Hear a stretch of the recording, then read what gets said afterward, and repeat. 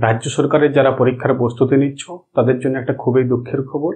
এই মুহূর্তে সবচেয়ে বড় খবর এটাই হলো যে যারা পরীক্ষার প্রস্তুতি নিচ্ছ রাজ্য সরকারে তাদের কিন্তু সমস্ত রকমের চাকরির পরীক্ষার নিয়োগ কিন্তু বাতিল করে দিল রাজ্য সরকার। সমস্ত রকমের চাকরির পরীক্ষার নিয়োগ বাতিল করে দিল, যেমন WBCS, KP constable, W constable, যা রাজ্য সরকারের যে কোনো পরীক্ষার নিয়োগ কিন্তু এই মুহূর্তে বাতিল করে দিল রাজ্য সরকার। সেটার কারণ কি? কারণ হচ্ছে কিছুদিন আগে হাইকোর্ট থেকে একটা অর্ডার এসেছিল যে 2011 সাল থেকে এখন পর্যন্ত যারা ওবিসি সার্টিফিকেট যেগুলো আছে সেগুলো সম্পূর্ণরূপে কিন্তু নিষ্ক্রিয়, মানে বাতিল করা হয়েছে।